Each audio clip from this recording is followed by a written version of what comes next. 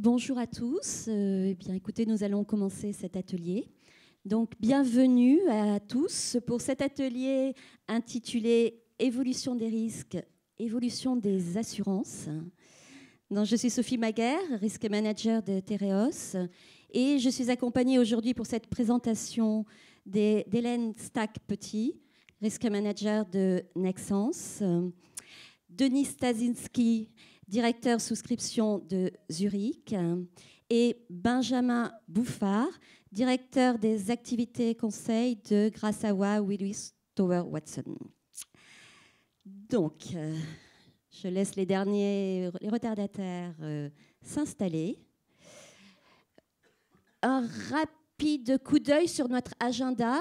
Donc, en fait, après un constat de la situation, nous allons focuser sur les risques cyber, géopolitiques et environnementaux.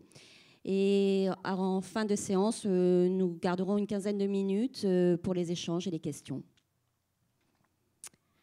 Je pense que je ne vous étonnerai pas si je vous dis qu'aujourd'hui, nous vivons dans un monde de plus en plus complexe. Ça a été largement évoqué lors des plénières d'hier. Complexité liée à la mondialisation, à tout ce qui est avancée technologique, changement climatique et l'instabilité géopolitique et sociale. Et complexité d'autant plus forte que les différents risques sont tous interconnectés aujourd'hui. Face à ce monde, nous vivons aujourd'hui aussi un marché de l'assurance très compliqué, en plein redressement, comme on a tous pu le constater au dernier renouvellement. Bien sûr, lié à plusieurs années de marché baissier, un historique de sinistralité important ces 3 dernières années, taux d'intérêt négatif, réglementation. Et tout cela nous a fortement impacté au niveau des renouvellements, avec des conditions à la hausse au niveau des primes, à la baisse au niveau des garanties. Et tout cela constitue quand même un environnement extrêmement difficile en ce moment. Je vais d'ailleurs laisser la parole à Hélène qui va nous donner sa propre vision de ce qui s'est passé chez Nexans. Au niveau du renouvellement déjà. Donc effectivement, oui, Nexans. Donc peut-être bonjour à tous, bienvenue. Merci d'être là si tôt ce matin.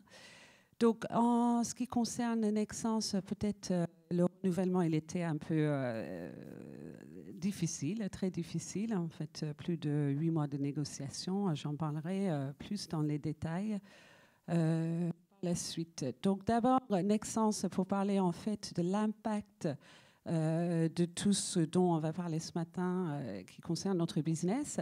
Donc on a 120 ans d'expérience dans le domaine des câbles. Donc fabrication aussi bien des câbles de transmission que des câbles de données. Donc on est au cœur d'un marché en pleine évolution et expansion. Et donc on suit très fortement en fait les megatrends du marché, donc aussi bien la croissance de la population mondiale et l'urbanisation, la transition énergétique, la révolution numérique, la mobilité mondiale. Et donc, de ce fait, on doit être de plus en plus agile en tant qu'entreprise, déjà à la base, pour apporter des solutions à nos clients qui sont de plus en plus demandeurs, et donc avec des délais de plus en plus courts pour participer en fait à l'expansion de cette électrification du monde et dans la transition énergétique. Donc, on le sent au réel chaque jour. Je suis désolée. Ça va mieux là, ça coupe moins. Donc, comme je disais, on se repose sur les mégatrends. Donc, la population, par exemple, pour vous donner quelques chiffres ce matin, en ce qui nous concerne, la population va augmenter de 20% d'ici 2030. L'urbanisation de 40%, donc effectivement avec un accroissement de la consommation énergétique qui va doubler. Et donc, ils sont profonds, ces changements, et rapides, en menant à une nouvelle demande sur nos infrastructures pour faire face. Donc, la grande question ce matin, c'est est-ce que notre assureur, à mes côtés ou dans la salle, vont nous suivre? Donc, quelques autres tendances. En fait, la révolution énergétique, pour vous donner encore quelques chiffres, donc plus 25% de croissance et demande d'énergie d'ici 2040. Diversification des sources d'énergie, donc 50% de l'électricité mondiale proviendrait de l'éolien et solaire d'ici 2050. Et nous sommes présents aussi dans ce marché il faut exécuter les projets de plus en plus vite. 520 gigawatts de puissance installée totale prévue pour l'énergie éolienne offshore mondiale d'ici 2050 contre 19,2 gigawatts en 2017. Donc c'est quand même colossal. 350 milliards de dollars d'investissement cumulé prévus d'ici 2030 contre 25 milliards en 2018. Donc après une évolution aussi de la réglementation, de la position des politiques, les transformations des réseaux, les solutions, etc. Et tout ça dans en fait un objectif de baisse de coûts. Donc je vais faire la transition avec le renouvellement maintenant. Ce n'est pas du tout ce qu'on a subi lors des renouvellements de notamment une de nos polices qui couvre en fait nos usines, centaines d'usines dans le monde entier, dans 40 pays. Donc globalement, j'ai eu un redressement en un an de toutes les baisses que j'ai pu obtenir et négocier très fortement et très durement aussi, en fait, ces baisses, depuis 10 ans. Donc un redressement en une année. Donc non seulement ça, c'est au niveau des tarifs, mais en plus donc, une diminution des limites, une diminution des sous-limites, donc après une augmentation des franchises. Et puis aussi, bon, après, il faut impliquer un peu plus aussi la captive. Donc heureusement qu'on a la captive aussi pour contrer un petit peu. Et puis voilà. Ce qu'on peut reprocher aussi aux assureurs, c'est le fait, en fait, qu'on est considéré comme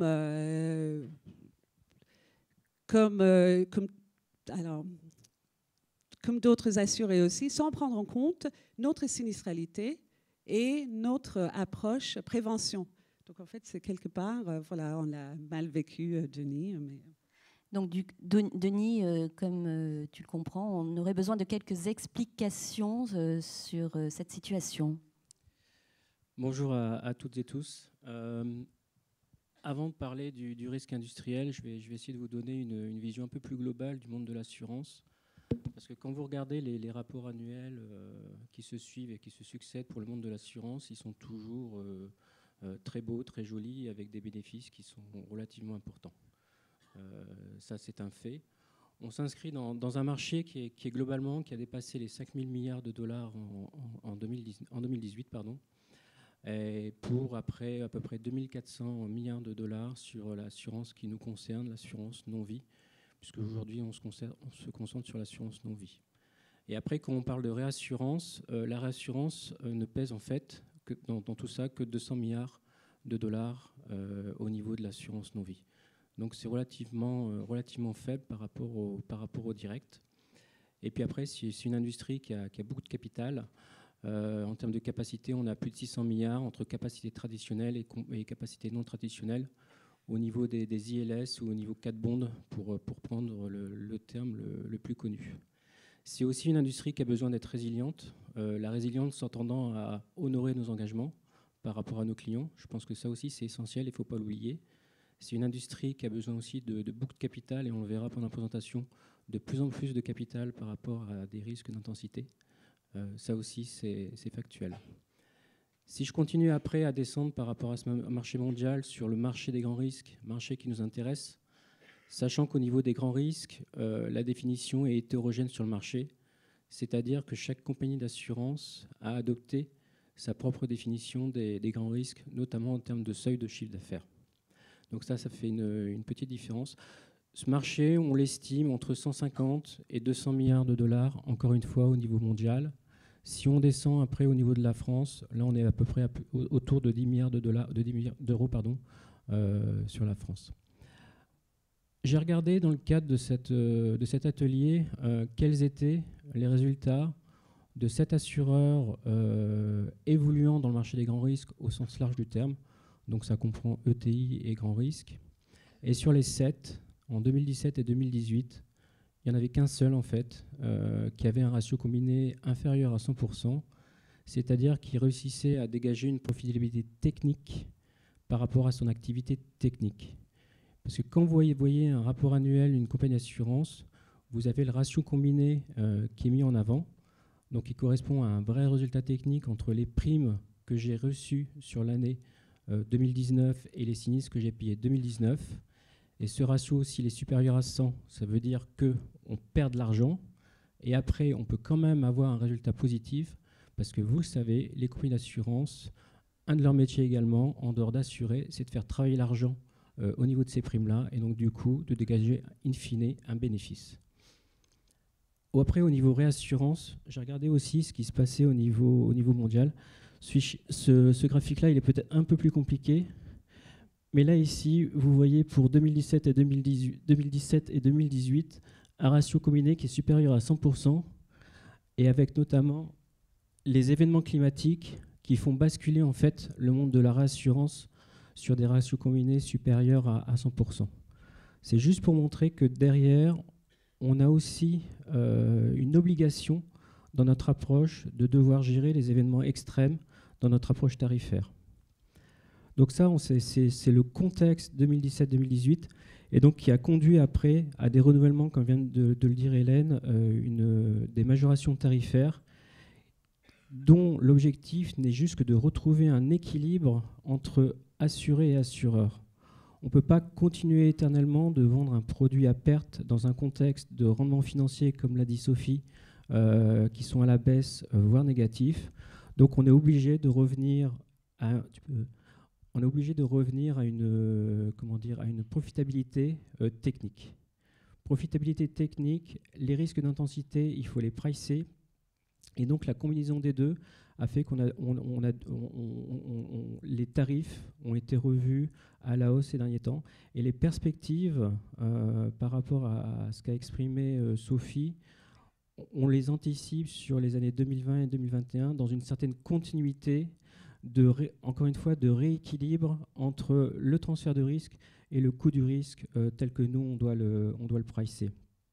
Maintenant, je vais laisser à Benjamin la parole, qui va vous parler aussi un petit peu de l'évolution des risques tirés du Global Risk Report qui ont été successivement faits sur les 10 dernières années. Benjamin.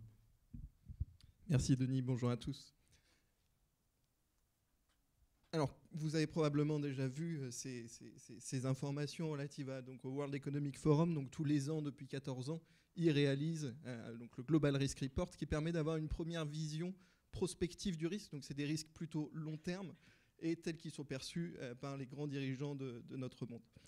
Donc, quand on regarde dans le détail, en fait, comment c'est constitué, donc, on a des risques, les top 5 des risques d'intensité, les top 5 des risques de fréquence, classés en 5 catégories différentes, donc risques économiques, risques environnementaux, risques géopolitiques, risques sociétaux et risques technologiques.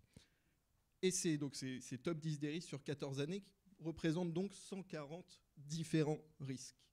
Quand on regarde dans le détail, en fait, ces 140 risques, c'est finalement que 32 risques. Donc finalement, ce qu'on constate, c'est qu'on a un socle relativement solide qui n'évolue que très peu, avec une tendance de fond plutôt orientée aujourd'hui sur ces 32 risques, plutôt équilibrés finalement entre l'ensemble de ces catégories. Une fois qu'on a vu ça, on va regarder ce top 5 des risques. Le premier, l'échec de l'action pour le climat. Aujourd'hui, c'est un des enjeux majeurs qui représente donc dans la catégorie risques environnementaux le sujet principal aujourd'hui d'action de nos dirigeants. Le deuxième risque est aussi un risque de la catégorie environnementale avec tous les enjeux de météo extrême. Le troisième est encore une fois lié aux enjeux environnementaux, donc les catastrophes naturelles. Ensuite, on revient sur des risques plutôt sociétaux, donc la crise de l'eau, même si en 2014, en fait, on avait une allocation de ce risque dans la partie environnement, puis a été repositionné en risques sociétaux. Donc là, et enfin, on a un risque plutôt lié aux enjeux économiques avec la volatilité des prix de l'énergie. Donc quand on regarde ce top 5, aujourd'hui, il représente 40% des risques qui ont été cités sur les 14 dernières années. Quand on regarde le top 10, aujourd'hui, on a un meilleur équilibre, une meilleure distribution en fait, en fonction des différentes typologies, et ce top 10 représente 63% de ces 140 risques. Donc on voit qu'il y a finalement une concentration assez forte sur les 14 dernières années, avec une évolution relativement équilibrée sur la partie typologie de risque. Est-ce qu'on a eu des nouveaux risques depuis 2018 ? En fait, on n'en a eu qu'un seul, et ce n'est pas vraiment un nouveau risque en soi, c'est plutôt on vient intégrer une cause génératrice d'un événement sur ce risque lié aux catastrophes environnementales. Donc finalement, on peut se dire les choses n'ont pas réellement évolué dans le temps depuis quelques années. Donc quand on regarde de manière un peu plus profonde, là on peut se dire bon, il y a très peu d'évolution de risque, on n'a finalement pas de grands changements de tendance, mais en fait les choses sont un peu plus partagées que cela. Donc on a deux grandes catégories de risques, les risques économiques et les risques environnementaux. On voit après derrière donc les risques sociétaux, les risques géopolitiques et les risques technologiques. Cet équilibre-là, quand on regarde dans le temps, il représente 60% de l'ensemble des risques auxquels les grands acteurs de ce monde ont pensé, entre 2007 et 2020. Quand on regarde après sur le premier volet, entre 2007 et 2014, on a 50% des risques financiers. Et sur le deuxième volet, 50% des risques environnementaux. Donc finalement, quand on revient en arrière, on voit que l'année 2014 a été un point d'équilibre, finalement, et a transformé ces enjeux des risques économiques vers les enjeux de risques environnementaux. Ce qui est intéressant, c'est qu'on se souvient très bien, en 2008, la crise à laquelle tout le monde a été confronté, et finalement, on a du mal à se positionner dans une situation de prospective, et on vient simplement dans la réaction, au même titre qu'en 2011, finalement, l'arrivée des premiers risques environnementaux était simplement la conséquence de toutes les catastrophes naturelles que nous avons rencontrées, notamment la problématique du volcan, on a eu le séisme au Chili, on a eu les ouragans aux États-Unis, etc. Donc ça offre finalement une première vision sur les grands risques. En fait, il y a trois grandes conclusions. La première, c'est qu'on a du mal à avoir une vraie vision prospective du risque. On est plutôt dans la réaction. Donc on va en fait donner une visibilité plutôt court terme. La deuxième, c'est un véritable changement finalement de mentalité autour des catégories de risques. Donc on est passé vraiment du risque économique vers le risque environnemental. Et le troisième, c'est finalement en termes de typologie de risque. Donc on a ces 32 risques qui sur 14 ans représentent donc 100% de l'ensemble des citations des risk managers, donc des dirigeants. Du coup, ça offre vraiment cette visibilité plutôt court terme et équilibrée. Alors quand on vient maintenant plus dans le détail sur les risques cyber, on a plusieurs sujets. Alors on a le sujet plutôt lié aux risques technologiques. Alors les risques technologiques, on va retrouver tous les évolutions finalement de nos modes de consommation, donc l'imprimante 3D par exemple, ou les véhicules autonomes, qui viennent nous offrir finalement des nouveaux risques. Alors l'imprimante 3D, en quoi ça peut être un nouveau risque ? Typiquement aujourd'hui, on a la capacité avec un design de pouvoir créer des armes à feu non répertoriées. Et aujourd'hui, tous ces risques-là, c'est des risques qui n'existaient pas il y a 5 ans et qui, avec les évolutions technologiques, justement, viennent nous apporter des nouvelles perceptions, des nouveaux enjeux, finalement, pour nous, risk managers ou professionnels du risque. Du côté digital cyber, on a ces deux grandes tendances. La première, l'interruption de système, et le deuxième, le vol de données. Aujourd'hui, c'est les deux grands scénarios de risque auxquels nous sommes confrontés. Donc, quand on regarde aujourd'hui les enjeux d'interruption de système, les industries ne sont pas toutes égales, clairement. On a un gros enjeu en santé sur l'interruption de système. Quand on regarde en fonction des différents... Donc on a ici, sur la partie interruption de système, donc la fréquence à laquelle ça arrive et la durée de l'interruption. Donc on voit finalement donc, que la partie santé est sur ce volet d'interruption de système le plus important. Sur la partie confidentialité des données, vol de données, là, on est clairement sur deux grandes tendances. La première, c'est IT Télécom, évidemment, avec les volumes d'informations qui peuvent être collectés, c'est un des éléments clés. Mais en termes de fréquence, on voit que ce sont les banques qui sont le plus exposées. Le bénéfice qu'ont les banques, c'est de par la pression réglementaire, ils ont des systèmes aujourd'hui de protection et de dispositifs de maîtrise du risque beaucoup plus avancés que dans d'autres secteurs d'activité, ce qui leur permet finalement d'avoir des tailles de brèche, donc de volumes de données volées relativement restreints. Ce qui n'est pas forcément aujourd'hui le cas dans le secteur des télécoms, même si évidemment les enjeux et les nouvelles réglementations allant dans ce sens, les niveaux de protection et de dispositifs de maîtrise du risque sont de plus en plus avancés. Aujourd'hui, en termes de volume de sinistralité, on voit donc, on retrouve cette partie santé, on retrouve ce volet institutions financières. Ce qui est intéressant, c'est l'évolution des typologies de risques cyber. En fait, on est de plus en plus sur ce qu'on appelle du social engineering. Avant, on faisait plutôt du piratage de masse, hein, on allait chercher faire du phishing sur des grandes campagnes. Aujourd'hui, on va venir chercher quelles sont vos passions, quel est votre profil, quelles sont les choses que vous aimez pour réussir à vous attirer dans le piège et pour pouvoir réussir à récupérer des informations qui pourront être pertinentes. Aujourd'hui, le social engineering, ça sert aussi, on l'a vu avec le sujet de Cambridge Analytica, c'est un moyen qui permet de pouvoir gagner des élections présidentielles. Donc on est vraiment sur une modification des comportements, une approche de plus en plus ciblée des différents acteurs de ce milieu et qui viennent apporter une vision vraiment différente du monde dans lequel on pouvait vivre il y a 10 ans. Quand on regarde la France aujourd'hui dans tout ça, on voit qu'on est plutôt en retard. Alors on est plutôt en retard parce qu'on a un coût moyen de sinistre qui est relativement plus élevé que la moyenne mondiale. On a un volume de jours pour réussir à détecter et à contenir l'incident qui est significativement plus élevé. Et on a ce nombre de données, donc 26 300, qui est le nombre de données impactées en moyenne lors d'un incident. Donc ça pose un peu le contexte et ça démontre aujourd'hui les grands enjeux qu'on retrouve autour de ces enjeux technologiques et digitaux, cyber. Et donc toi, Denis, comment tu vois les choses du point de vue assurantiel? Merci Benjamin. Et dans la continuité de ce que vient de dire Benjamin, le web mondial, on le connaît, on pourrait aussi le surnommer le web du Far West aujourd'hui, dans la mesure où on n'a pas vraiment encore de réglementation mondiale qui supervise ce web et qui est une source, on va dire, infinie d'attaques, terroristes ou pas, ou dédiées sur des entreprises. Et ça a lieu tous les jours, vous le savez tous, et tous les grands groupes ont maintenant des systèmes de sécurité assez élevés par rapport à cette menace qui ne fait qu'augmenter avec le temps. Derrière aussi, cette menace, on la juge aussi qu'elle est asymétrique dans la mesure où vous pouvez aussi avoir déjà des moyens d'État. On peut penser à la Corée du Nord, on peut penser à la Russie qui est souvent citée, où du coup, des personnes qui sont malveillantes peuvent avoir accès à des moyens d'État pour attaquer des entreprises. Donc après, il y a une asymétrie entre les moyens de défense et les moyens d'attaque qui peuvent poser un réel problème in fine.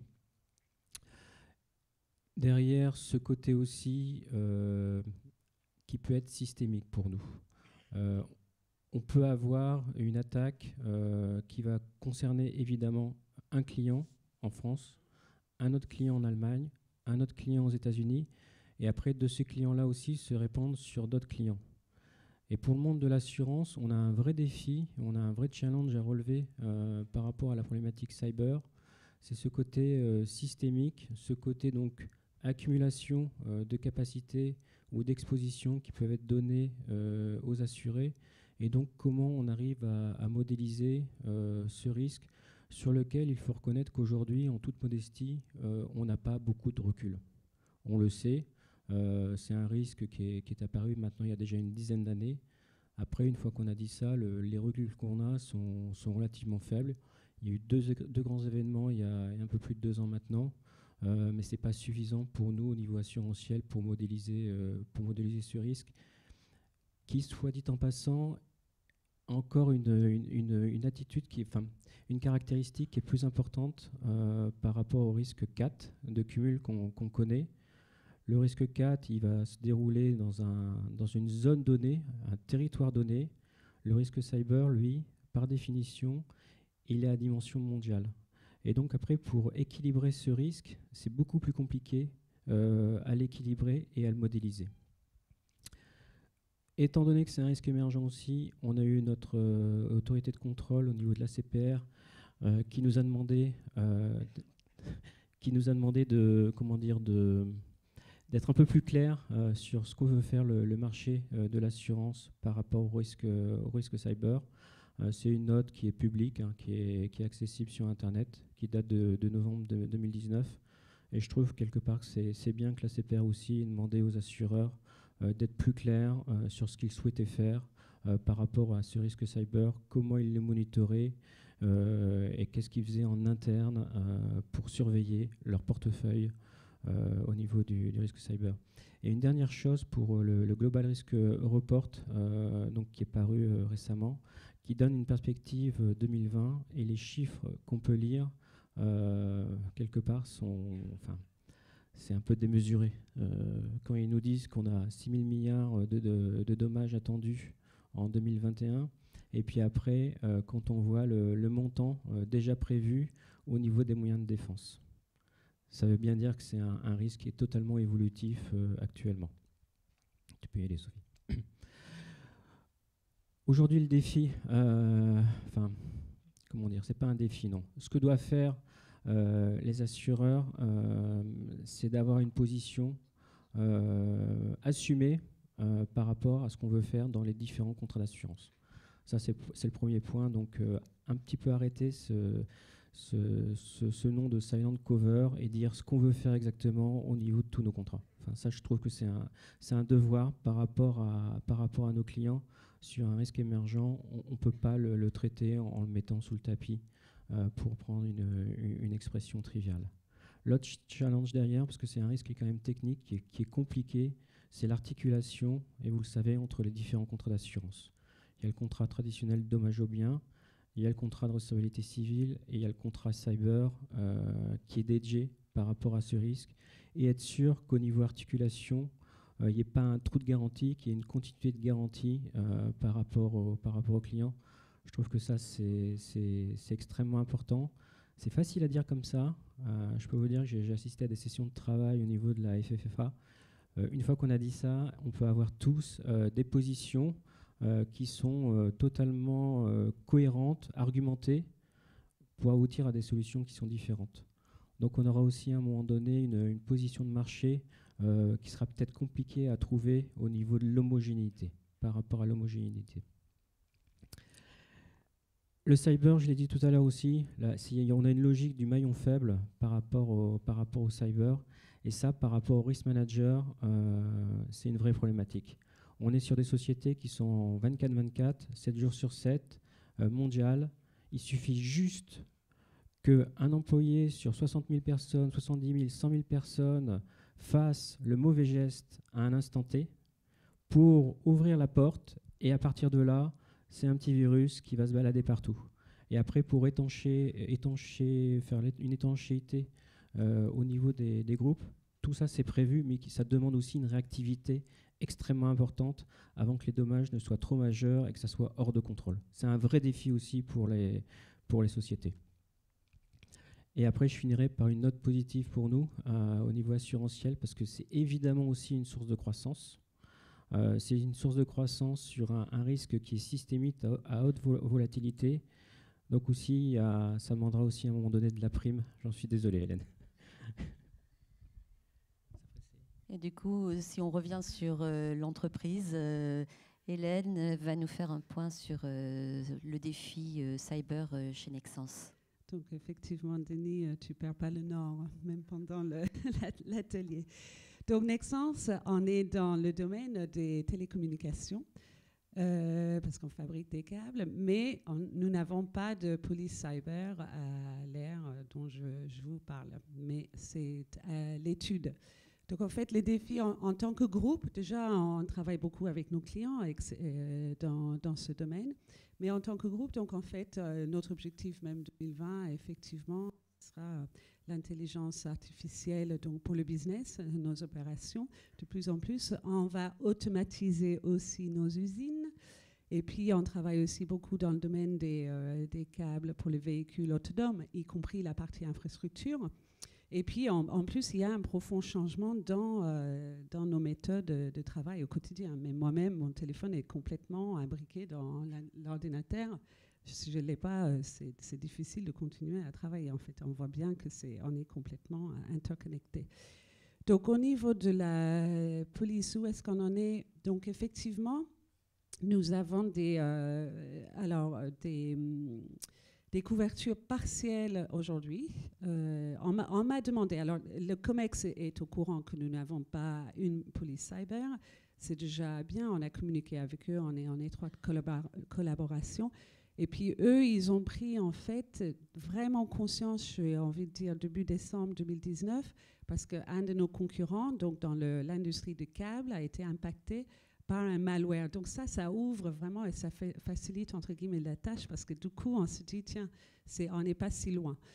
Donc, j'ai régulièrement des mises à jour, des couvertures d'assurance à faire pour leur indiquer où on en est. Et puis, je vois que même, en fait, on a une couverture silencieuse, mais bon, je trouve personnellement que ce n'est pas très confortable non plus, vu les expositions. Et puis, on a de plus en plus d'exclusions, de toute façon, dans les polices. Donc, on voit bien qu'à un moment donné, il faut aller vers en fait, une police dédiée spécifique.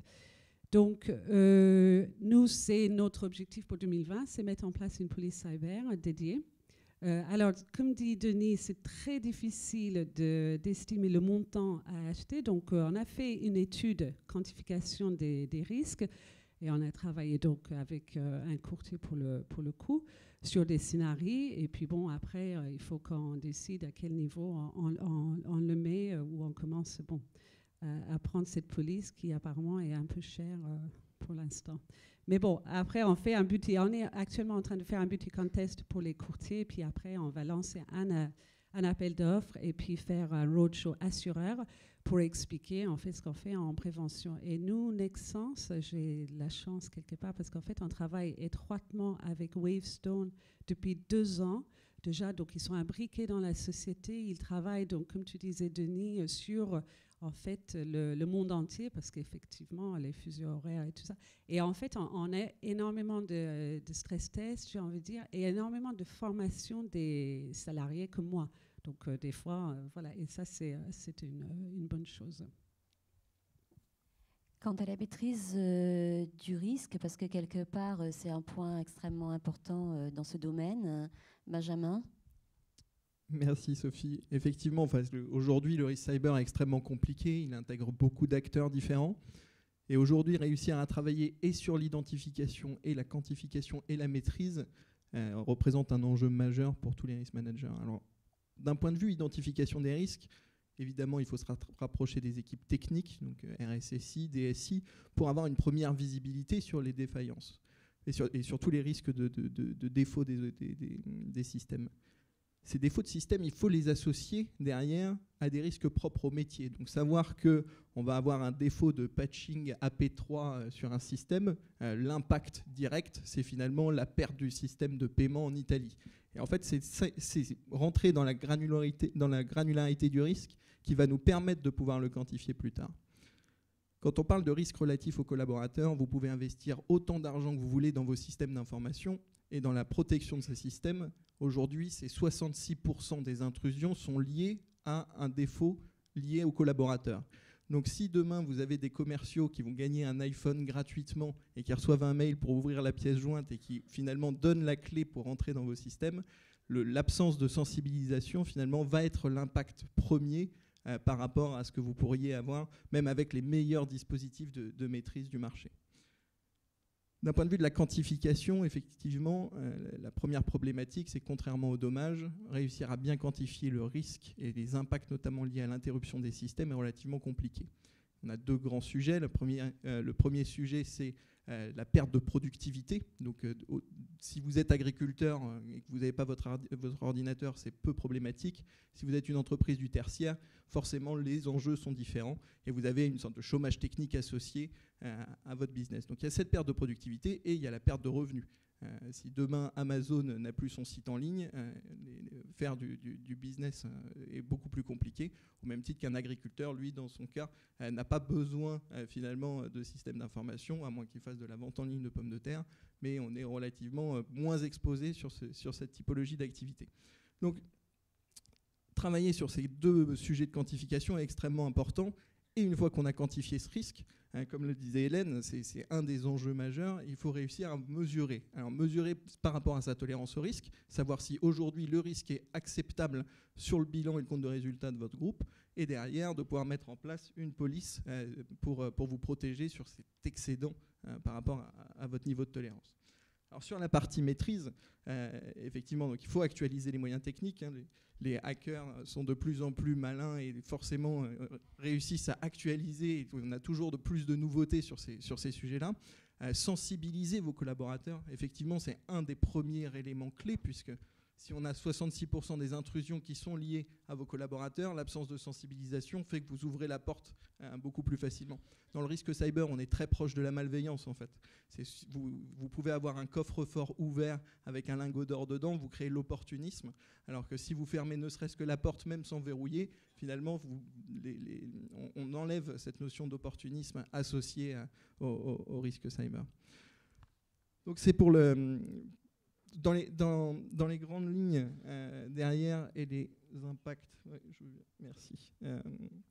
Donc le rôle du risk manager dans tout ça est extrêmement important et il a ce rôle de chef d'orchestre, de coordinateur finalement de la sécurité. Il doit bien sûr s'entourer des équipes techniques, donc DSI, RSSI, des équipes juridiques avec le DPO, dans le cadre réglementaire aussi de la RGPD, le cadre opérationnel également avec les collaborateurs, les parties prenantes, les fournisseurs, etc. Et bien sûr, la partie plus support RH, justement pour travailler sur ces enjeux de sensibilisation. Après, derrière, donc, le plan de maîtrise, il doit être travaillé sur 3 différents volets. Donc, il y a le volet technique, bien sûr, avec des plans d'investissement qui soient associés avec la DSI et le RSSI pour rester à l'état de l'art en matière de sécurité. Travailler sur l'humain, donc en deuxième point, avec le management et les ressources humaines pour justement travailler sur cette sensibilisation. Et enfin, sur le volet financier, plutôt capital, ou comprendre l'impact du risque cyber sur les indicateurs clés de performance de l'entreprise. Donc une bonne quantification du risque va permettre de pouvoir mesurer ces éléments et d'établir derrière un plan de financement adapté pour protéger la santé financière du groupe avec dans lequel vous travaillez.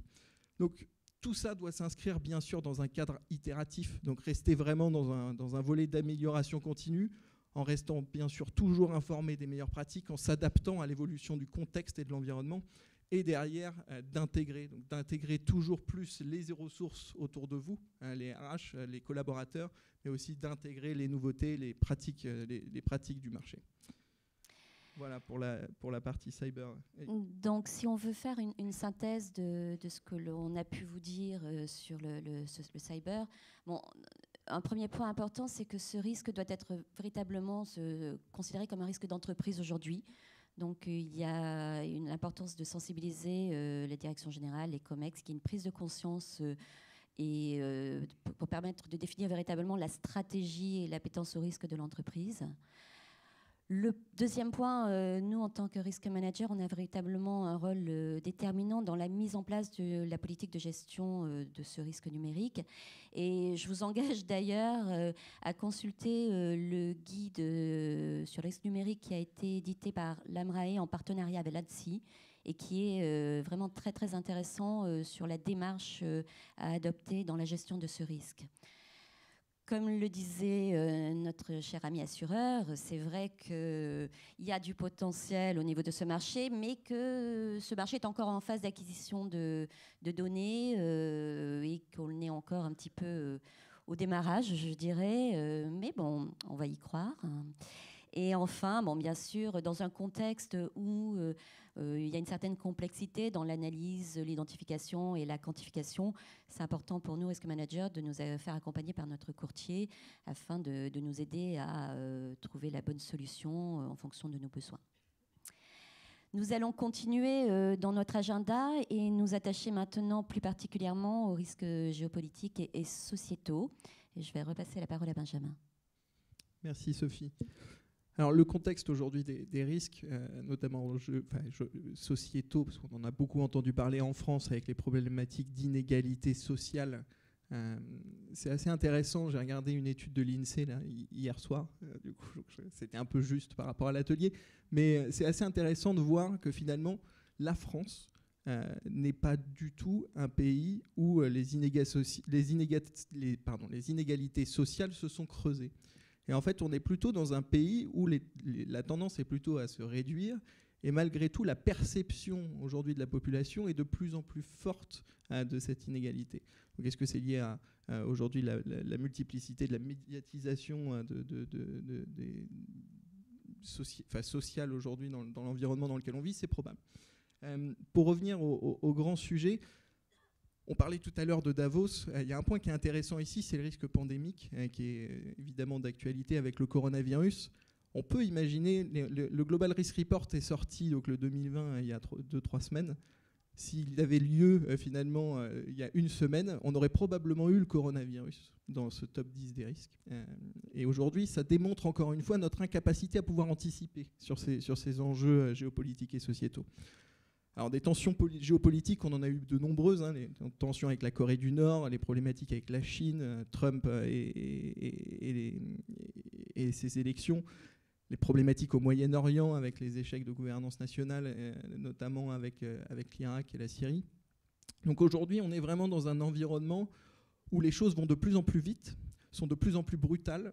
Aujourd'hui, le mouvement des Gilets jaunes peut démarrer d'un rien et finalement de se retrouver avec des millions de personnes dans la rue, alors qu'initialement, la problématique était uniquement liée à 3 individus qui se plaignaient du prix de l'essence. Et d'un coup, on a lancé un mouvement de Gilets jaunes et qui a touché l'ensemble de la population française. Donc on voit finalement qu'on ne peut pas anticiper ce type de risque et on s'y retrouve confronté de manière très brutale, sans capacité d'anticipation. Alors toi, Denis, du coup, comment tu vois les choses dans cet environnement ? Donc sur cet environnement, je vais mettre aussi un petit peu un contexte macroéconomique qui est lié à cet ensemble. Tout à l'heure, je vous ai dit que le PIB mondial était d'environ 84 000 milliards de dollars.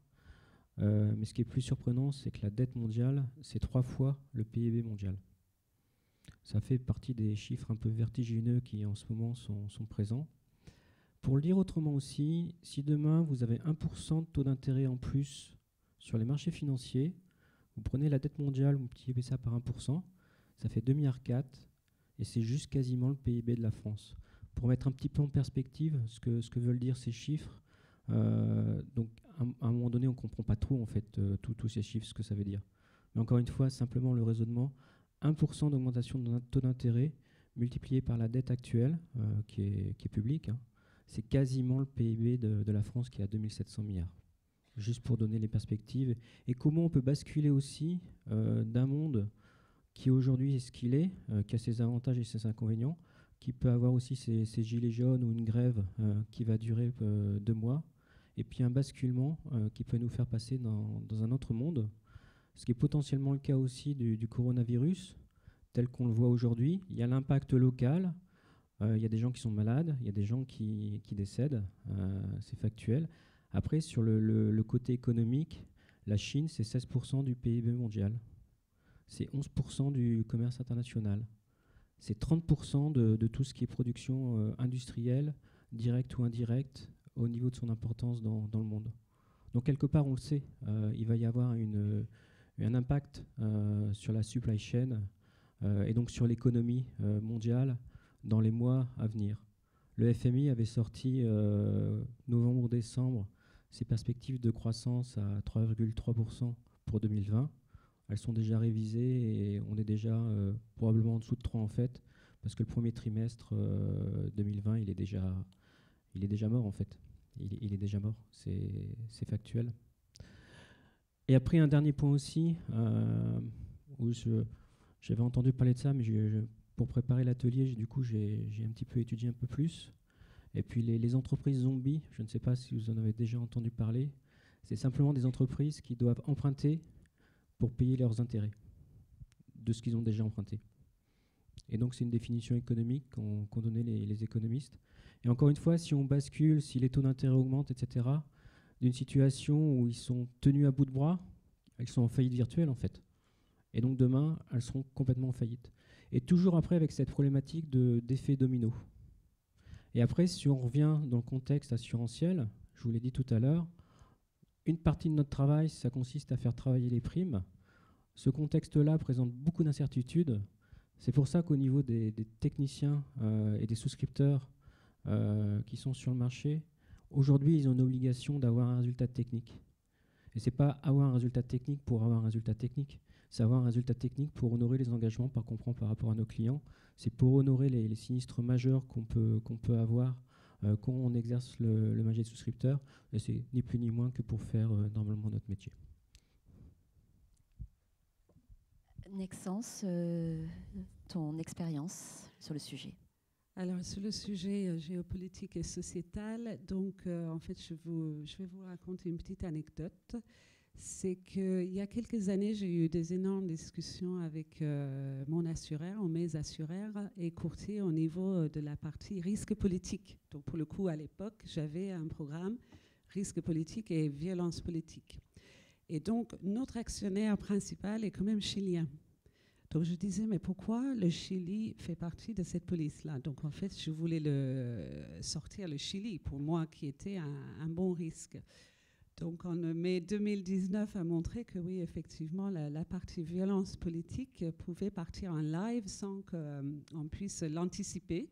Donc, on n'a pas un sinistre à déplorer, mais en tout cas, on a une usine à Santiago, donc qui a quand même, voilà, on a dû arrêter quand même l'activité. Donc, ça pose le problème de la continuité d'activité quand même, donc il faut qu'on revoie le sujet.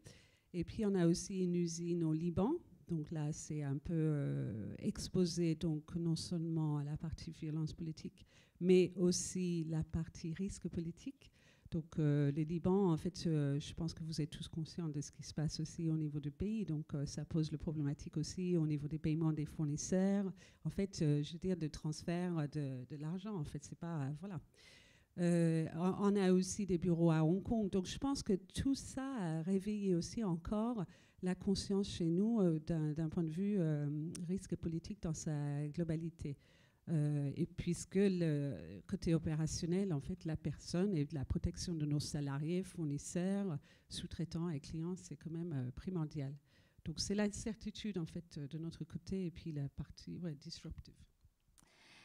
Du coup, pour faire une rapide synthèse de ces différents points, c'est vrai que c'est plus avoir une prise de conscience en fait, de la situation, de ce contexte d'instabilité qu'on a d'ailleurs évoqué hier aussi en plénière, et l'importance en termes de risk management de véritablement anticiper cette instabilité qui est vraiment généralisée et prendre en compte aussi tout ce qui est interconnexion des différents risques pour mieux gérer le transfert de nos risques.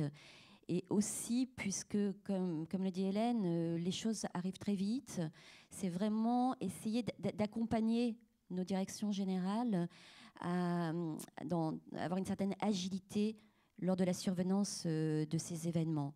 Je crois qu'on ne peut pas dire beaucoup plus aujourd'hui sur ce sujet-là. Si nous continuons sur le risque environnemental, enfin les risques environnementaux, Benjamin. Alors merci Sophie. Alors, juste de manière pour démarrer l'introduction, Denis va rentrer plus dans le détail des différents éléments. Merci. Aujourd'hui, donc encore une fois, si on regarde les éléments du Global Risk Report, on voit cette évolution de tendance très marquée vers les risques environnementaux. Alors c'est lié à plusieurs choses. On a déjà une volonté politique et beaucoup plus prononcée vis-à-vis de ces enjeux, une meilleure intégration maintenant, de moins en moins de climato-sceptiques et une évolution de la prise de conscience généralisée. On a beaucoup de communication également qui a forcément un impact et une influence sur cette évolution de tendance. On a l'intégration progressive des éléments environnementaux dans les agences de notation qui vont apporter dans les notations des entreprises au sein des agences de notation et qui offrent finalement une meilleure visibilité sur la stratégie environnementale des entreprises. On a la BCE avec Christine Lagarde qui potentiellement réfléchit à l'intégration de caractéristiques aussi environnementales sur la structuration des sociétés. Donc on a vraiment une évolution finalement de cette prise de conscience qui devient au-delà d'un enjeu purement écologique, mais aussi un enjeu économique. Et en fait, on a de plus en plus de corrélations qui viennent s'associer à ces enjeux de climat. Ce qui est intéressant, et on va en parler tout à l'heure, c'est un enjeu climatique derrière peut avoir des répercussions majeures sur d'autres typologies de risques. Donc un enjeu climatique peut avoir des enjeux géopolitiques, peut avoir des enjeux financiers. Et finalement, toutes ces corrélations de risques tournent autour de ce risque environnement aujourd'hui. Denis, est-ce que tu peux nous en dire un peu plus justement sur ces enjeux écologiques ? Avec plaisir. Aujourd'hui, on parle de changement climatique. Je pense qu'on devrait plutôt parler d'urgence climatique, avec toutes les conséquences que ça peut avoir. Et puis après, sur toutes les lignes finalement de business au niveau assurantiel. Je commençais par des graphes sur les gaz à effet de serre. Vous les connaissez. J'ai juste repris après ici les évolutions sur les dernières années des concentrations dans l'atmosphère des gaz à effet de serre.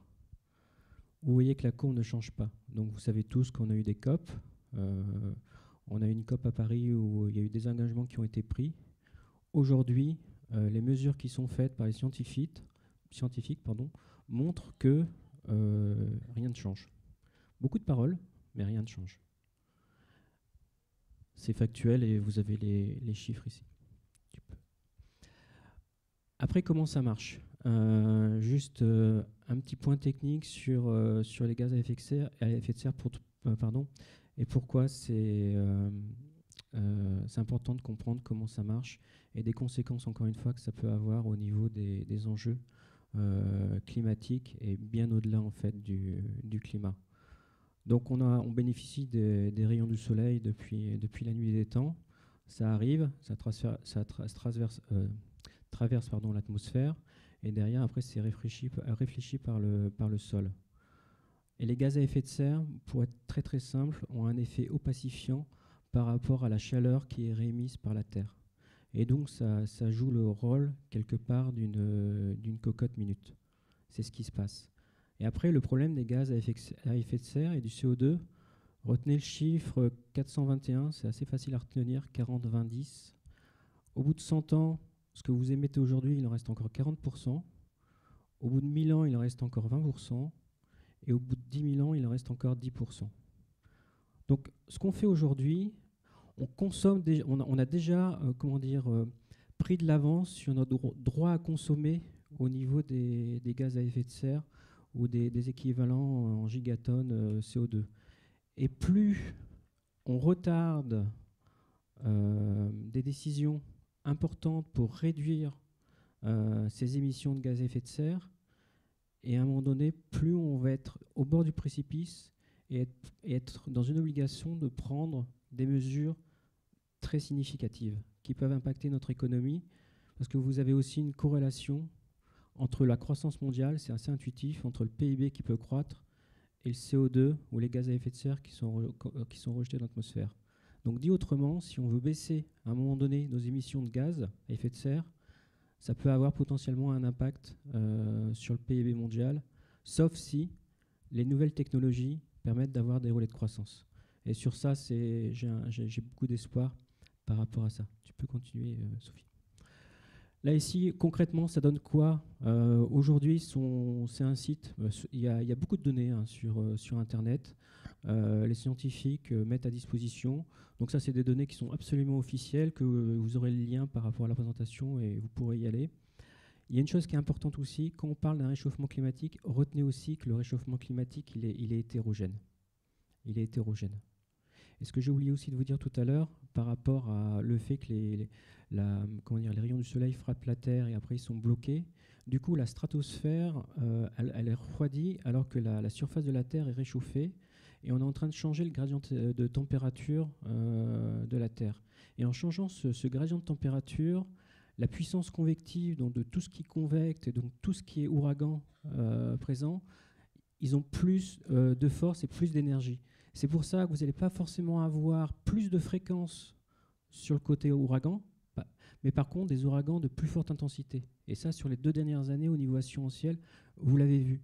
Et en plus, le phénomène aussi, comme ça se réchauffe, les ouragans seront plus chargés en humidité.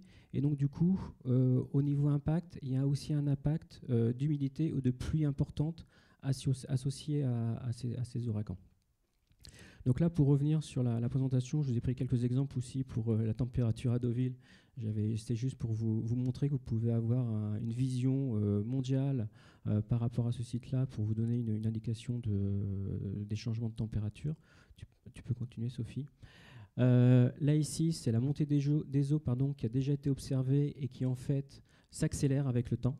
On est sur une tendance d'accélération parce que l'eau, quand elle se réchauffe, elle se dilate. Donc vous avez un phénomène, en plus de ce qu'ils font, il y a une dilatation aussi, donc il y a un double phénomène.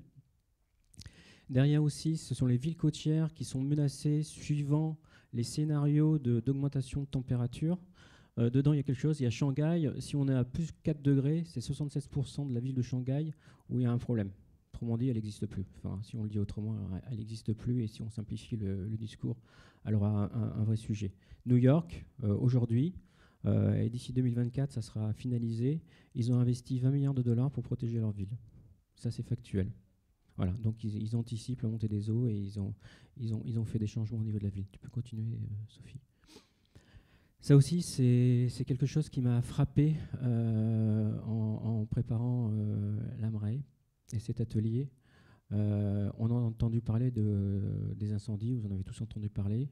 La Californie, la Sibérie un peu moins, et puis l'Australie, ça, on ne pouvait pas le louper, hein, depuis septembre, ça fait la une de l'actualité.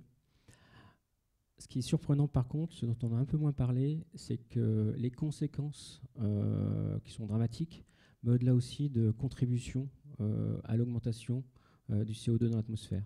C'est quasiment l'équivalent de ce que rejette la France sur une année qui a été rejetée par l'incendie en Australie.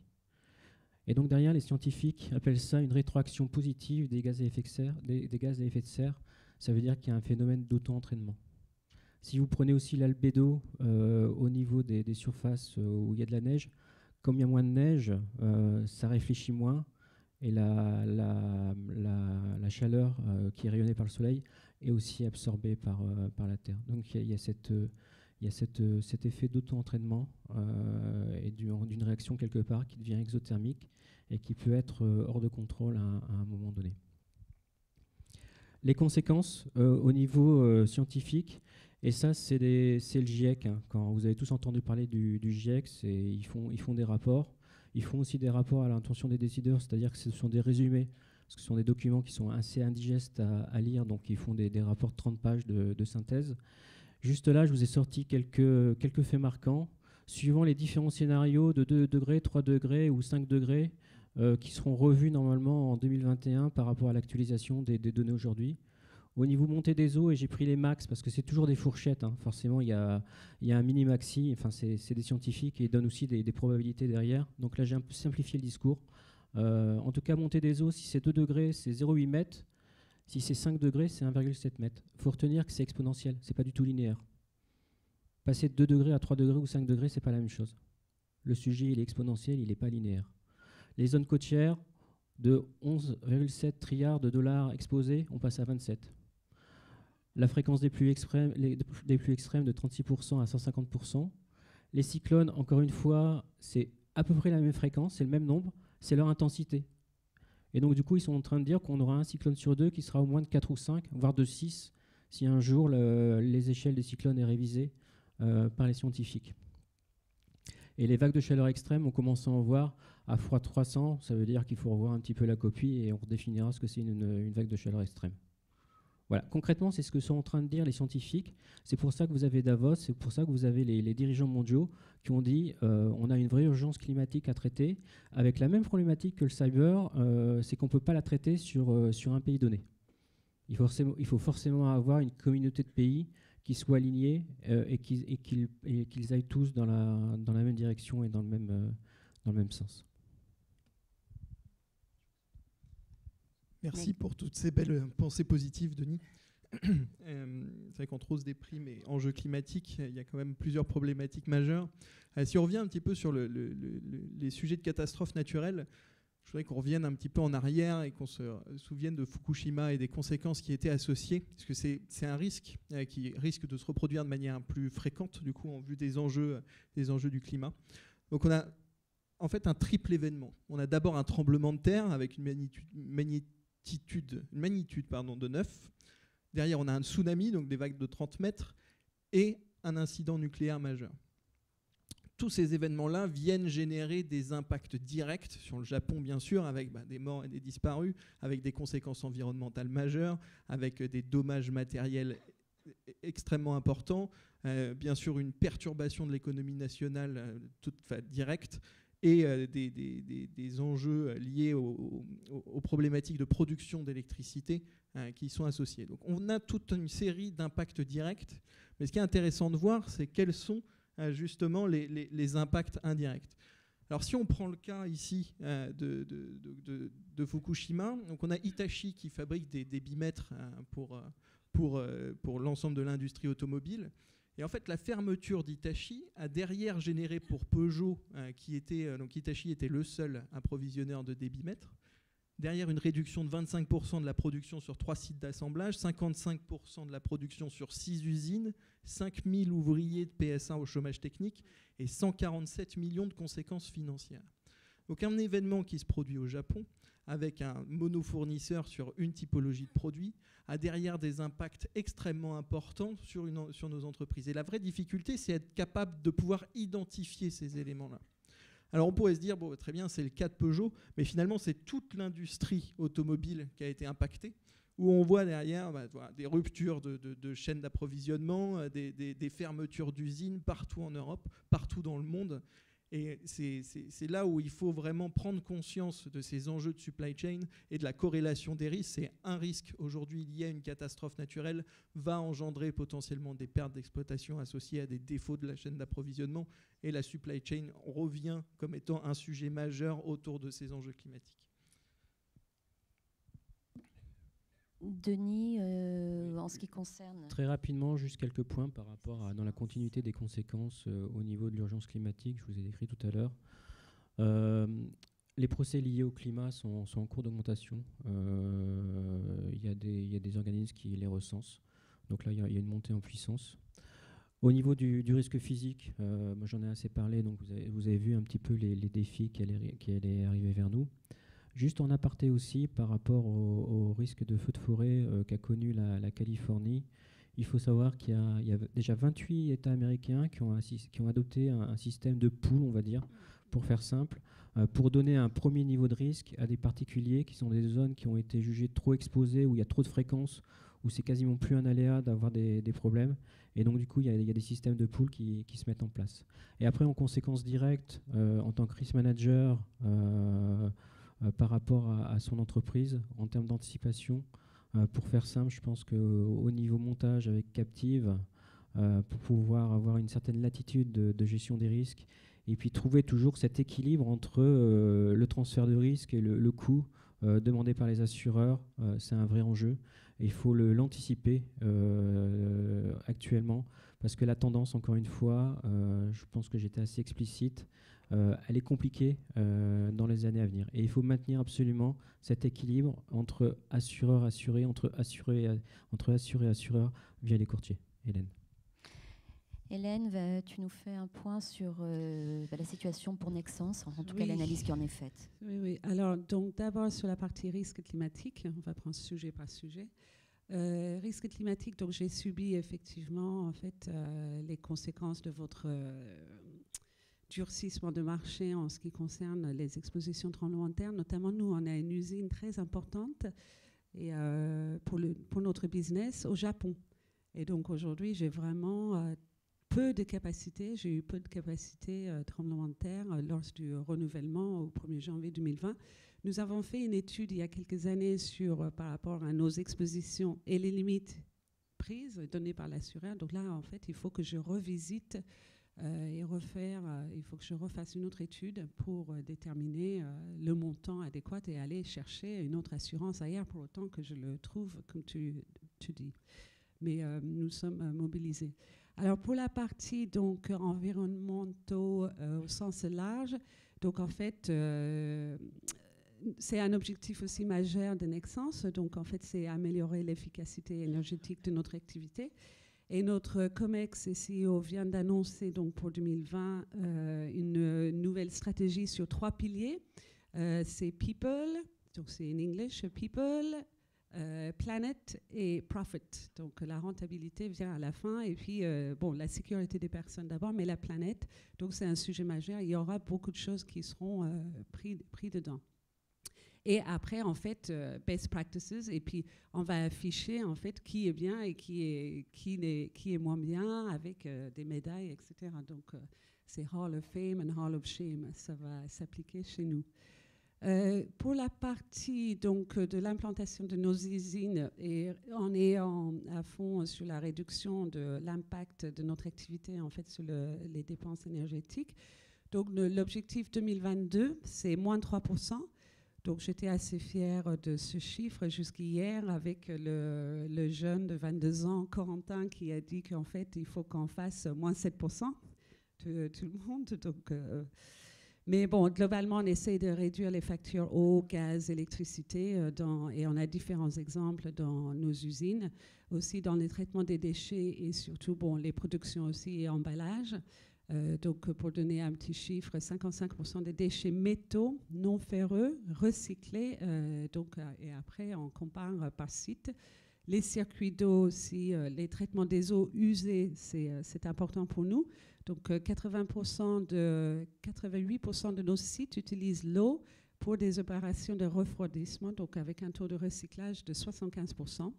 Et puis, évidemment, l'émission CO2, c'est aussi un critère, un KPI de notre activité pour le calcul de bilan carbone.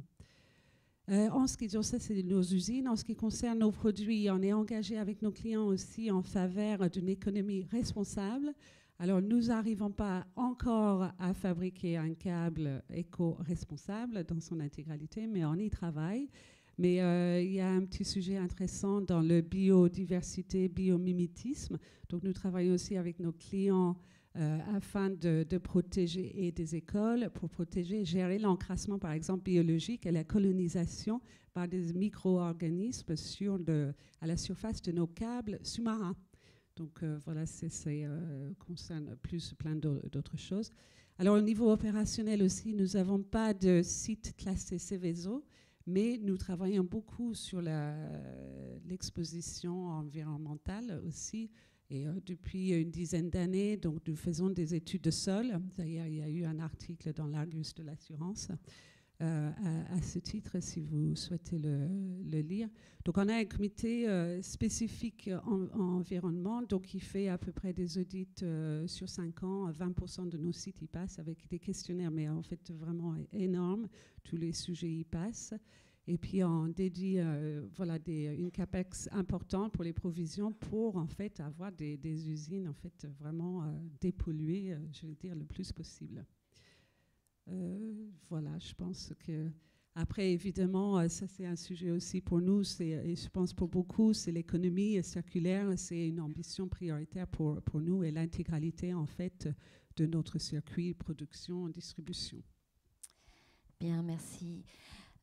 En synthèse, je vais encore parler de risques interconnectés. Comme on a pu le voir, c'est tous ces événements-là sont extrêmement liés. Et d'une certaine manière, il y a encore, on va revenir peut-être un peu à du basique, c'est nous, en tant que risk manager, pouvoir mieux connaître, faire en sorte de mieux connaître nos risques d'exposition aux catastrophes naturelles et de les réactualiser constamment, puisqu'on voit que c'est quand même très évolutif. Réactualiser, connaître et partager ces connaissances avec nos assureurs, partager mais aussi échanger et communiquer. On a chacun, il faut à tout prix que l'on s'appuie sur des bases de données qui sont développées aussi par les assureurs afin d'avoir une véritable vision et analyse de notre risque, afin de pouvoir déterminer le meilleur transfert possible. Même si, et c'est ce qu'a dit Hélène, on est conscient qu'il y aura de toutes les façons des risques non assurables ou avec des limites, des capacités très très limitées. Et de ce fait, il va falloir effectivement qu'on trouve des solutions sur des marchés alternatifs. Mais pour cela, il faut bien connaître notre risque. Et enfin, on se disait, mais pourquoi pas à terme développer des solutions par le biais de pools ? On a déjà testé cela au niveau du terrorisme. À un moment donné, c'est probablement une réflexion qu'il faudra mener.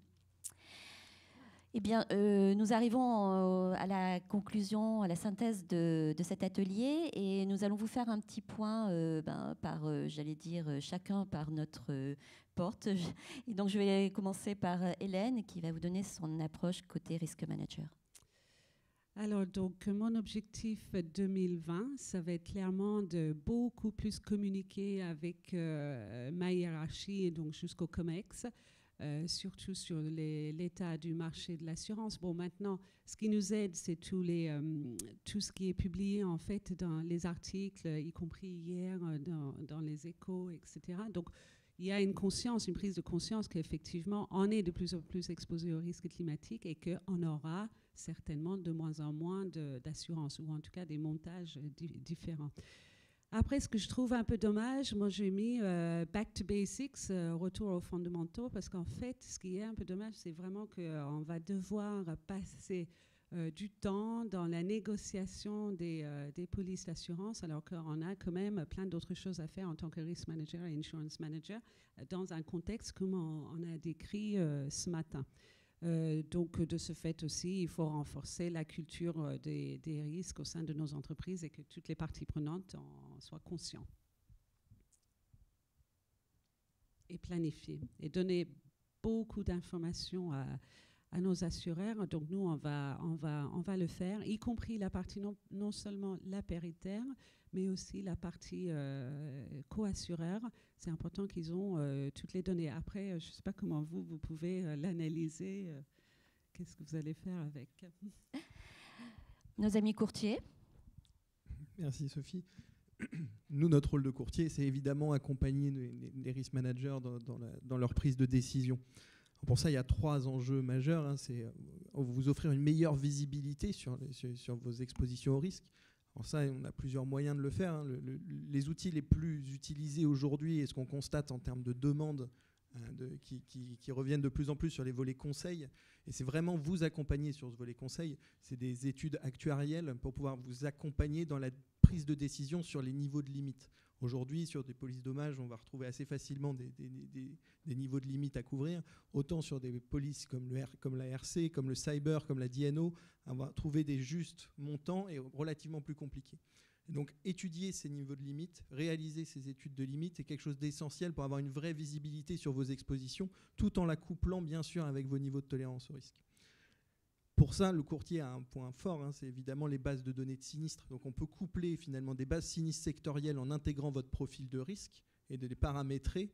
Et donc les courtiers de la place, les grands courtiers de la place le font pour pouvoir derrière vous dire, voilà, aujourd'hui, par rapport à vos expositions géographiques, économiques ou financières, vous devriez plutôt prendre tel X ou Y montant de limite.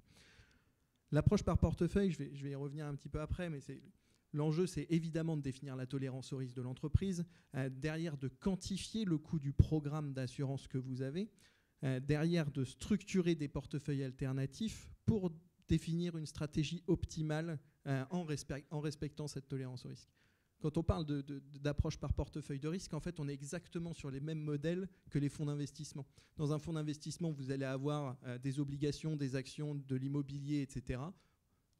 Pour un risk manager, il y a du dommage, de la RC, de la DNO, et il faut vraiment coupler cette approche purement financière avec la connaissance des risques pour derrière réussir à trouver des solutions de couverture optimale. Solutions de couverture optimale dans ce contexte, il faut aussi envisager des solutions alternatives. Donc on pense bien sûr aux captives, notamment avec les évolutions des primes, mais aussi aux solutions paramétriques sur les enjeux catastrophes naturelles et environnement. On va avoir l'assurance structurée, etc. Donc on a une liste bien sûr relativement élevée de solutions plus ou moins complexes qui permettent de trouver des solutions de transfert adaptées aux différents enjeux. Alors quand on regarde derrière, quand je parlais d'approche par portefeuille, l'enjeu est simple, c'est réussir à vous couvrir pour le juste prix, d'avoir le meilleur rendement coût-risque possible finalement entre vos coûts de programme et le coût de la rétention. Et l'enjeu, c'est de se rapprocher le plus possible de cette frontière violette qui est la frontière efficiente. Donc vous pouvez avoir un niveau de rétention relativement élevé, mais derrière, vous devez rester quand même dans un niveau de tolérance accepté, donc la capacité de résistance de votre entreprise sur des variations d'indicateurs clés économiques de performance. Voilà pour le côté courtier. Et toi, Denis ? Denis, en tant qu'assureur, qu'est-ce que tu peux nous dire ? Au niveau assurantiel, je dirais que le partenariat avec un grand P entre chaque partie est plus que nécessaire. Pour rebondir juste en remarque par rapport à ce qu'a dit Hélène, quand le marché revient vers Nexans en disant je dois réduire la capacité que je vous délivre au niveau du Japon, le message n'est pas que là. Le message doit être le pourquoi. Et après, une fois que ce pourquoi est partagé avec l'industriel, derrière, comment on met en place une solution qui peut être combinatoire, comme vient de le dire Benjamin. Mais là aussi, on demande beaucoup d'informations au niveau de nos clients en tant qu'assureurs aujourd'hui. Je ne suis pas sûr qu'en retour, on ait le même retour en termes d'informations, comment nous, on analyse le risque et là où on voit nos priorités et comment on a compris le risque qui nous est transféré. Je pense que là-dessus, on a un devoir d'augmenter notre communication sur ce sujet. Pour moi, c'est important. Les études de souscription, on l'a vu, sont quand même de plus en plus complexes. On est dans un environnement qui est de plus en plus globalisé, avec beaucoup plus d'incertitudes qu'avant. Et quelque part, ça va en contradiction avec l'accélération du monde, qui est le monde de l'immédiateté. Donc il y a une espèce d'antinomie entre la complexité et le fait de l'impatience, de tout de suite avoir son résultat. Après, ça sonne. C'était... Hop. On est dans les temps. Et après, je vais juste finir sur les nouvelles technologies dont on a parlé. On a mis en avant le risque cyber, mais il y a aussi un formidable potentiel en termes de risk management sur tout ce qui est évolution des technologies, sur tout ce qui est objet connecté en termes de prévention ou de protection. Là, je pense qu'il y a un réservoir d'innovation qui va être extrêmement intéressant dans les années à venir. Sophie ? Bien, écoutez, je vais essayer d'avoir le mot de la fin, mais bon, c'est vraiment avoir une approche holistique du risque, comme on a pu le voir par rapport à tout ce qui vous a été présenté. On a dit développer un réel partenariat entre assurés, courtiers, assureurs. Vous allez me dire, mais c'est basique, mais parfois on oublie peut-être. Et on a vraiment besoin de ce partenariat et de cet échange à long terme aussi. Construire ensemble vraiment une gestion de nos risques. Et on voulait parler de la notion d'immédiateté. Alors, immédiateté contextuelle dans le transfert du risque. Mais c'est surtout hier, j'ai été surprise dans le cadre des plénières. J'ai retenu des termes tels que affolement, accélération, tyrannie de l'urgence. Et c'est vrai qu'on est un petit peu dans ce contexte-là aujourd'hui. Il faut qu'on y fasse face et ce n'est pas nécessairement très simple.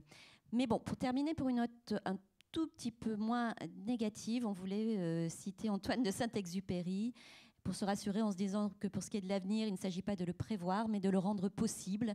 Et nous allons faire en sorte que cela fonctionne comme cela. Je vous remercie de votre attention et je vous propose de passer aux questions si vous le souhaitez.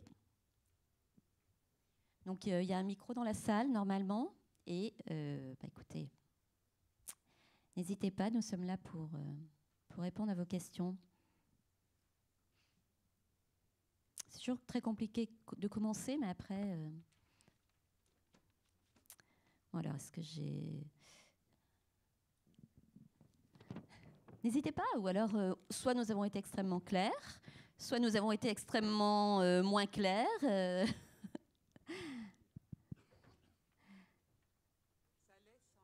Allez, une première.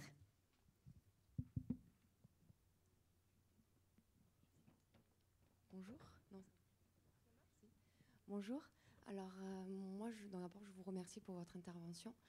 Et donc, du coup, je partage votre avis sur l'urgence climatique. Et dans ce sens-là, je me demandais s'il n'y avait pas aussi une question de responsabilisation des assureurs par rapport aux entreprises qui sont très polluantes, qui ne font pas d'efforts par rapport à ça, malgré la présence de technologies, par exemple. Est-ce que les assureurs n'ont pas un rôle à jouer à ce niveau-là ? Merci. Je réponds, oui, complètement d'accord avec votre remarque. D'ailleurs, c'est le cas. Hein. Il y a plusieurs grands assureurs internationaux qui ont fait des annonces en termes d'assurabilité d'actifs qui rejetaient trop de CO2. Il y a BlackRock aussi qui a récemment annoncé la semaine passée d'arrêter aussi d'investir dans des actifs qui étaient trop émetteurs de CO2. Après, intuitivement, on comprend cette urgence. Après, il y a l'autre sujet, c'est d'accompagner cette transition entre un pan d'activité industrielle qui émet du CO2 et qui ne doit plus en émettre demain. Donc il y a cette complexité à gérer, mais globalement les assureurs ont aussi un pouvoir d'influence et ont un devoir d'influence pour orienter, on va dire, notre industrie dans une industrie décarbonée qui est notre objectif commun.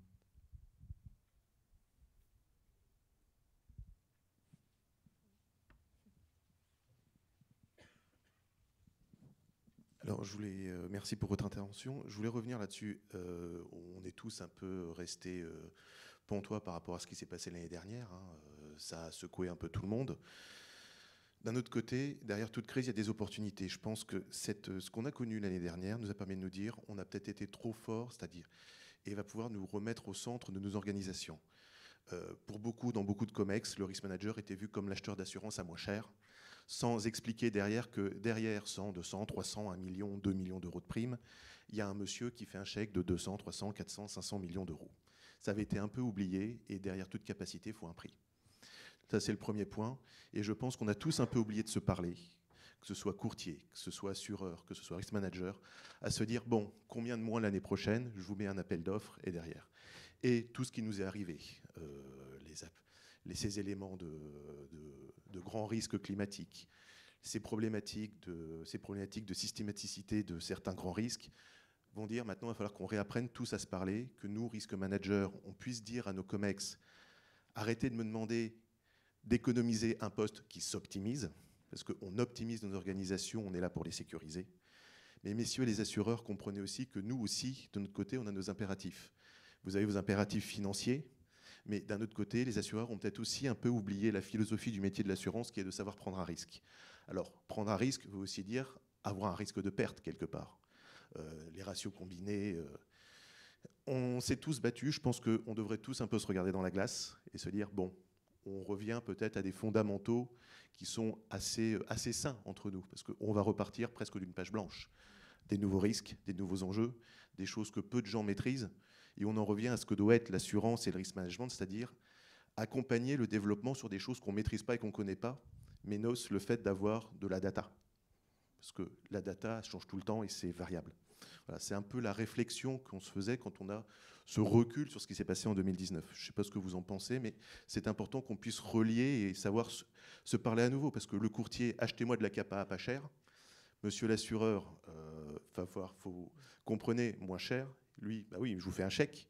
Et de l'autre côté, nos instances dirigeantes nous disent trouvez-moi une participation à mes points de résultat que je dois donner à la fin à mes actionnaires. Je pense que c'est nécessaire que tout le monde revienne à se parler calmement autour d'une table là-dessus. Moi, je voudrais juste, oui, je suis entièrement d'accord, nous, en tant que risk manager, parce que j'ai été sidérée en préparant cet atelier avec Denis, et puis grâce à vous, on donne, nous, en tant qu'assurés, on donne énormément d'informations. Moi, je demande une information en interne pour les assurances, tout le monde est aux aguets pour me le donner le plus rapidement possible, parce qu'ils veulent le donner. Mais en fait, je ne sais pas, ça n'arrive pas à vos portes. Ou quand ça arrive à vos portes, en fait, vous n'en tenez pas compte. Et ça, c'est juste dramatique pour nous aussi, parce qu'on veut bien donner un maximum, mais faites la différence aussi, vous, de votre côté, pour nous considérer, en fait, différemment aussi. Moi, je suis d'accord avec ce qui a été dit en termes de communication et d'échange. On n'est pas au niveau d'un point de vue global. Après, j'ai une deuxième remarque. Entre l'appériteur et le coassureur, ce n'est pas la même chose. Il y a des négociations qui sont très très longues avec l'appériteur. Et puis d'un seul coup, les dossiers arrivent sur le marché où on demande à la coassurance d'agir en quelques jours. C'est complètement antinomique par rapport à tout ce qu'on vient de dire. Et puis par rapport aussi à l'évolution du monde de l'assurance, je redis, la globalisation, la mondialisation fait qu'on s'attend, nous, à des risques d'intensité beaucoup plus élevés. Donc il y a une rémunération du risque qui change et qui évolue de manière importante par rapport à ça. Le besoin en capital, il est là parce que le régulateur, par rapport à des risques d'intensité, demande aux assureurs de mettre du capital en face. Et après, le capital, il faut le rémunérer. Et donc, c'est toute cette problématique. Il va falloir aussi vous habituer, je dirais, à naviguer avec des primes d'assurance dont le S sur P pour vous va vous dire tiens, l'assureur se fait beaucoup d'argent. Mais non, parce qu'une grande partie, c'est de la mutualisation et le reste, ça sera pour régler les sinistres de pointe qu'on paiera à tel assuré ou tel assuré. Enfin, voilà. Et globalement, la baisse qui était un peu logique sur quelques années où on avait une amélioration du risk management et quelque part il y avait une certaine baisse logique, il y avait une baisse irrationnelle mais il y avait une baisse qui était assez logique par rapport à ça. Aujourd'hui, par rapport à ce qui se passe dans le monde, du coup on a été obligé de rééquilibrer les choses parce qu'on voyait que le ratio combiné était au-dessus de 100.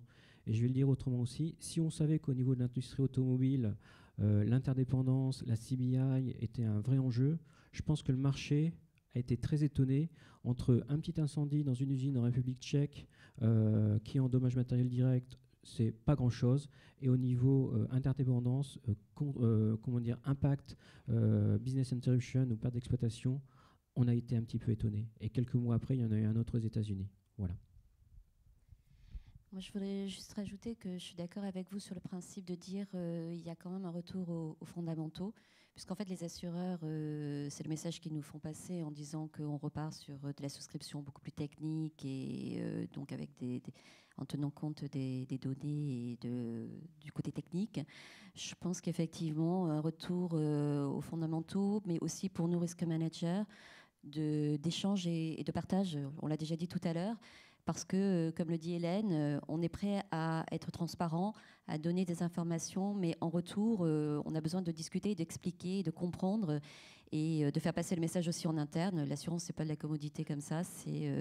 Derrière, c'est beaucoup plus compliqué. Donc, il y a un gros travail à faire et on va être obligé de passer par là. L'image de la page blanche est une bonne image, je trouve.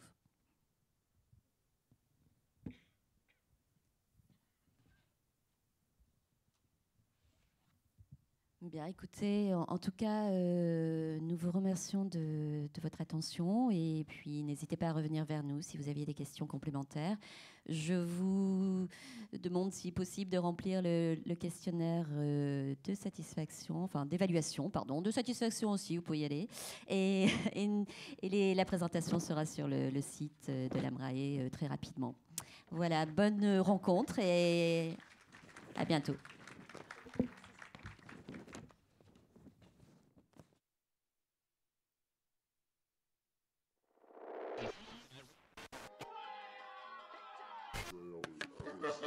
Well, I always sound pretty cool. I mean, everybody does.